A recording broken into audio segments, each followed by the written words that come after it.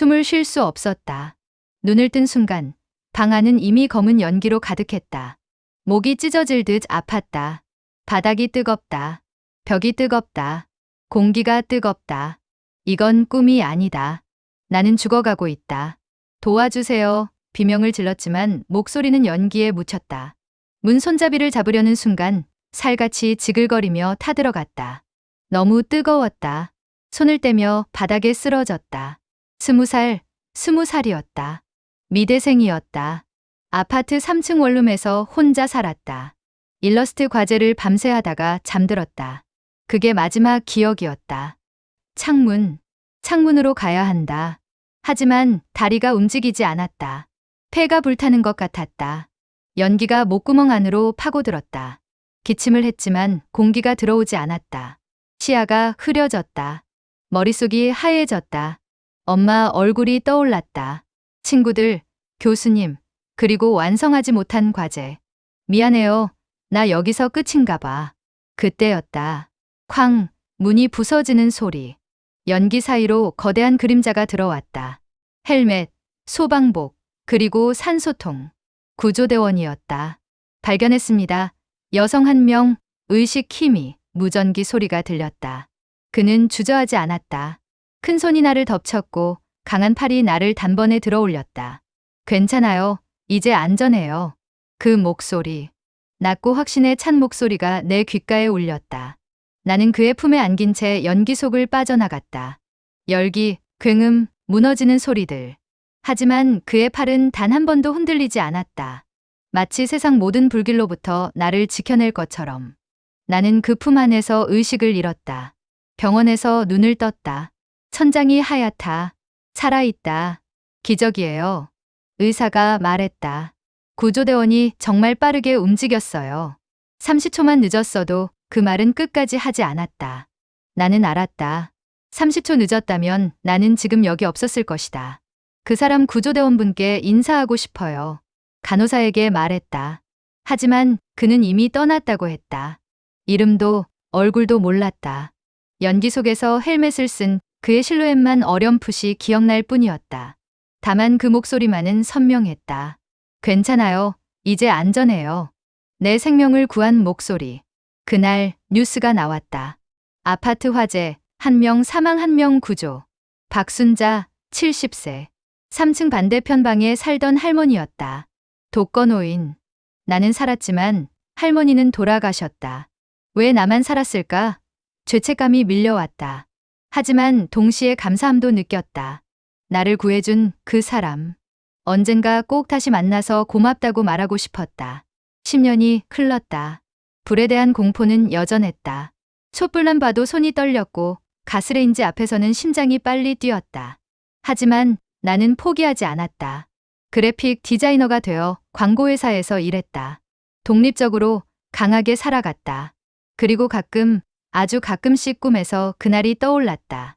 연기 냄새, 뜨거운 열기, 그리고 나를 안아올린 그 강한 팔. 괜찮아요. 이제 안전해요. 10년이 지나도 그 목소리만큼은 잊을 수 없었다. 10년이 흐른 후 나는 30살이 되었다. 광고회사에서 그래픽 디자이너로 일하며 나름 안정된 삶을 살고 있었다. 불에 대한 트라우마는 여전했지만 그것을 극복하려는 강한 성격 덕분에 독립적으로 살아왔다. 친구들은 나를 밝고 당찬 사람이라고 했지만 나만 아는 깊은 상처가 있었다. 소개팅에서 정우를 만난 건 그의 봄이었다. 그는 IT 회사에 다니는 개발자였다. 조용하고 차분한 성격이었지만 웃을 때면 눈가에 주름이 생기며 따뜻해 보였다. 첫 만남에서 우리는 디자인과 코딩에 대해 이야기를 나누었다. 디자이너랑 개발자는 천적 아니에요? 내가 농담하자 그가 웃었다. 좋은 천적이면 되죠. 그의 유머 감각이 마음에 들었다. 우리는 자연스럽게 가까워졌고 1년의 연애 끝에 결혼했다. 신호는 행복했다. 정우는 다정했고 세심했다. 내가 불을 무서워한다는 걸 알고는 항상 가스레인지를 대신 켜줬고 촛불 대신 LED 조명을 준비했다. 과거에 뭔가 있었어? 그가 물었을 때 나는 화재 사고 이야기를 간단히 했다. 그의 얼굴이 순간 굳어지는 것 같았지만 곧 내 손을 꽉 잡으며 말했다. 이제는 내가 지켜줄게. 하지만 결혼 후 몇 달이 지나면서 나는 정우에게서 묘한 그림자를 발견하기 시작했다.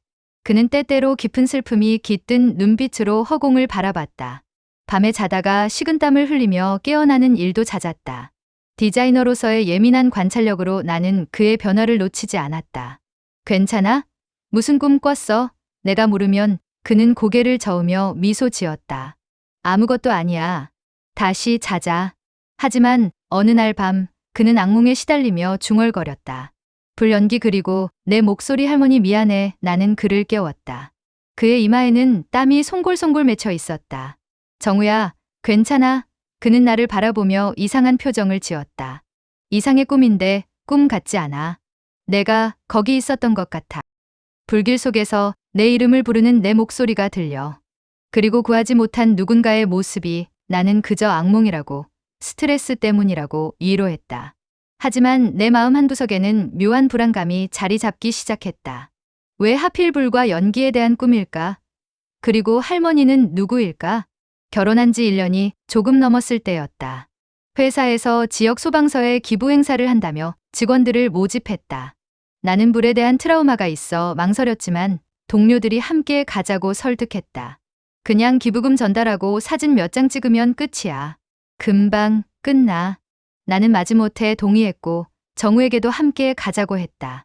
소방서에 도착했을 때 정우의 얼굴이 눈에 띄게 굳어졌다. 괜찮아?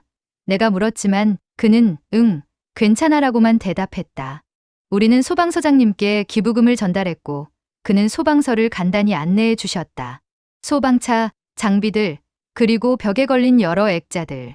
그중 하나의 액자 앞에서 정우가 멈췄다. 나도 그 앞으로 다가갔다.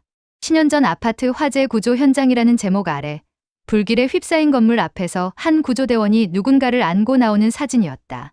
사진은 흑백이고 화질도 좋지 않았지만 구조대원의 헬멧 번호와 그가 안고 있는 사람의 긴 머리카락이 보였다. 이 사진은 우리 소방서의 자랑입니다. 신입대원이 첫 출동해서 완벽한 구조를 해낸 기록이죠. 소방서장님이 자랑스럽게 말씀하셨다. 나는 그 말을 듣는 순간 온몸에 소름이 돋았다. 10년 전 아파트 화재 구조. 그건 바로 나였다. 고개를 돌려 정우를 보니 그는 얼굴이 새하얗게 질린 채 사진을 응시하고 있었다. 그의 손이 떨리고 있었다. 주먹을 쥐었다 폈다를 반복하며 입술을 깨물고 있었다. 정우야? 내가 부르자 그는 황급히 고개를 돌렸다. 먼저 나갈게. 그는 그렇게 말하고는 소방서를 빠져나갔다.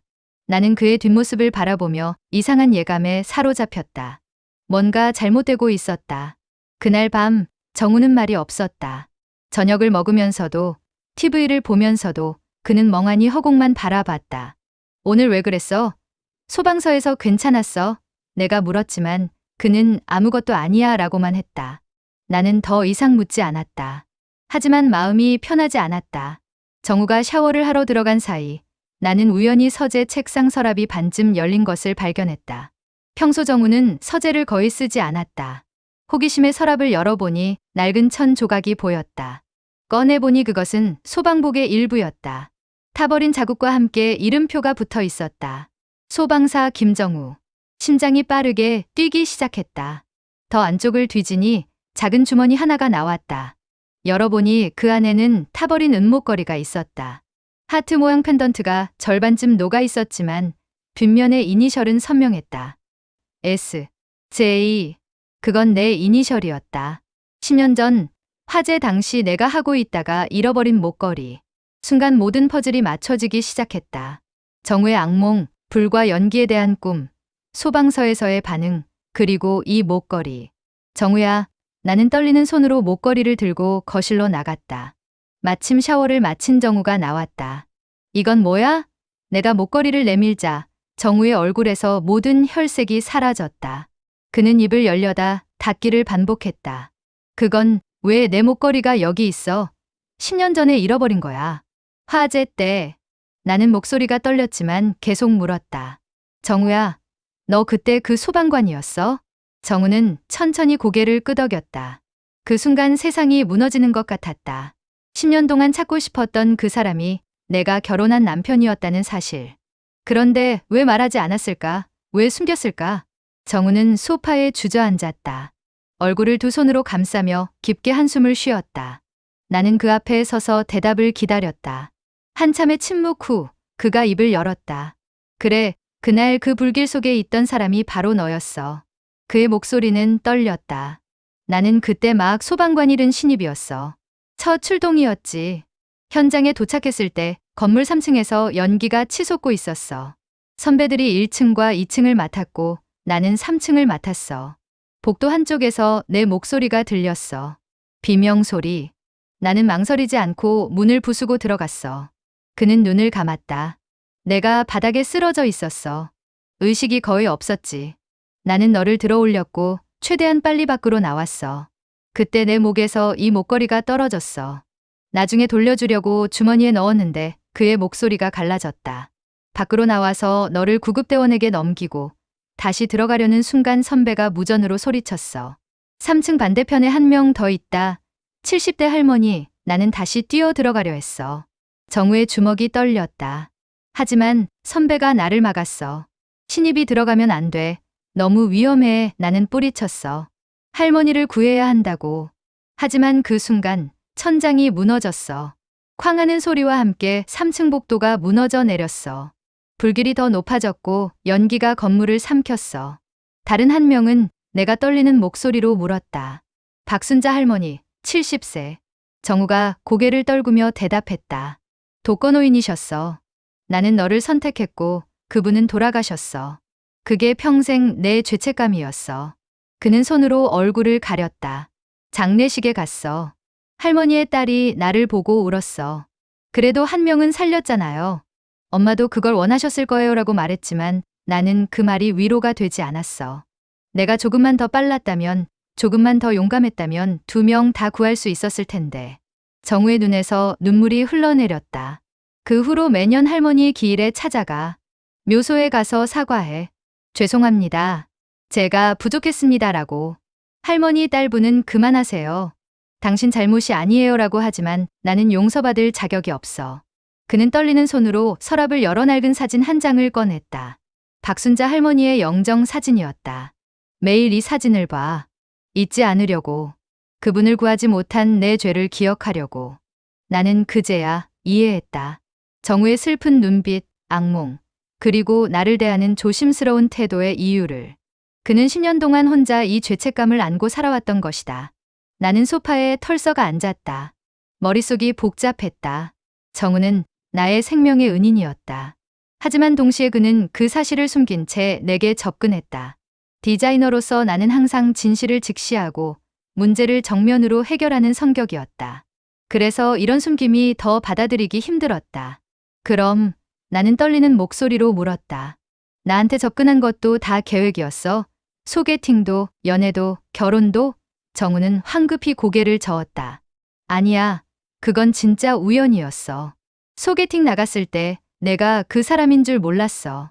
하지만 이야기를 나누면서 내가 10년 전 화재 생존자라는 걸 알게 됐어. 그때부터 확신했어. 내가 구했던 그 사람이라는 걸. 그럼 왜 말하지 않았어? 내가 일어서며 소리쳤다. 왜 숨긴 거야? 나는 10년 동안 그 사람을 찾고 싶었어. 고마움을 전하고 싶었어. 그런데 넌 바로 옆에 있으면서 아무 말도 안 했잖아. 내가 매년 그날을 떠올리며 은인을 그리워할 때 넌 그걸 알면서도 침묵했잖아. 정우는 고개를 숙였다. 미안해. 나는 죄책감 때문에 말할 수 없었어. 너를 구했다고 말하는 게 마치 내가 영웅인 척하는 것 같았어. 하지만 나는 영웅이 아니야. 한 사람을 구하고 다른 사람을 잃은 비겁한 사람일 뿐이야. 그리고 박순자 할머니를 생각하면 나는 너에게 나 덕분에 살았다고 말할 자격이 없었어. 나는 화가 났다. 하지만 동시에 혼란스러웠다. 그럼 나를 사랑한 것도 죄책감 때문이야?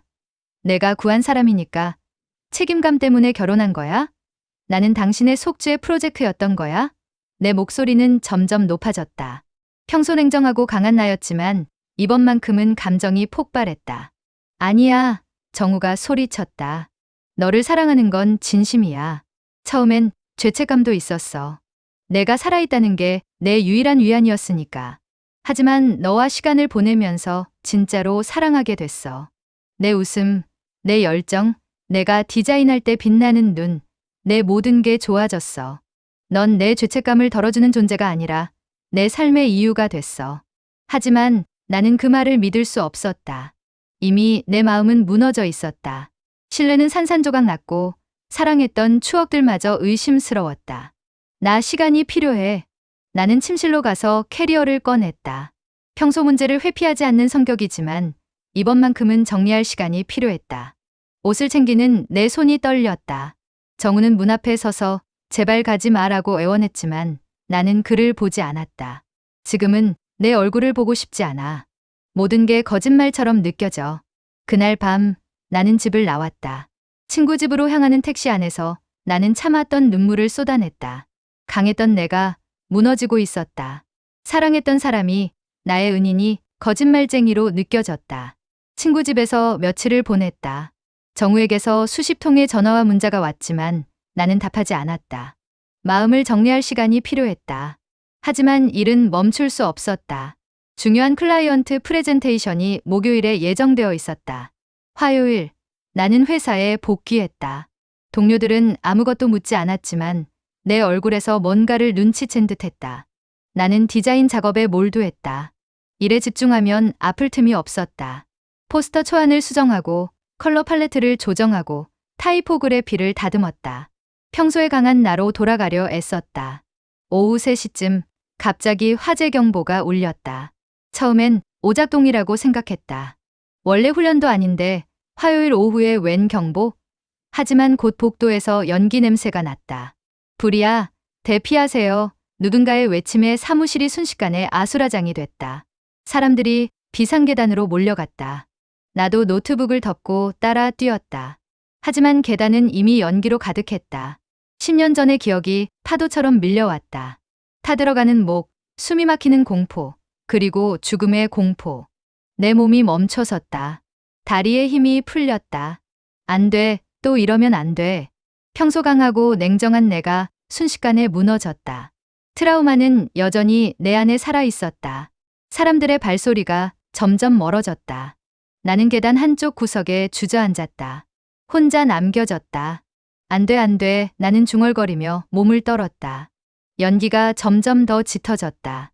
그때 연기 사이로 누군가의 발소리가 들렸다. 빠르고 확신에 찬 발소리. 가까워지는 소리. 그리고 익숙한 목소리. 괜찮아요. 이제 안전해요. 10년 전 그 목소리. 나는 고개를 들었다. 소방복을 입은 정우가 서 있었다. 헬멧 아래 그의 얼굴이 보였다. 땀과 그을음으로 얼룩져 있었지만 그의 눈빛만은 확고했다. 정우야, 내가 떨리는 목소리로 그의 이름을 부르자 그가 헬멧을 벗고 내 앞에 무릎을 꿇었다. 늦어서 미안해. 그가 미소 지으며 말했다. 왜 여기 있어? 넌 소방관 그만뒀잖아. 너를 지키러 왔어. 그가 대답했다. 내가 집을 나간 후 나는 다시 소방서로 돌아갔어. 10년 동안 도망쳤지만 이제는 더 이상 도망치지 않기로 했어. 박순자 할머니를 구하지 못한 죄책감을 안고 살더라도 다른 사람들은 구할 수 있으니까.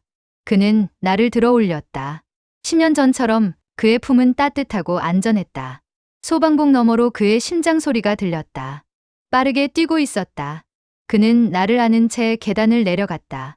연기와 열기 속에서도 그의 걸음은 흔들림이 없었다.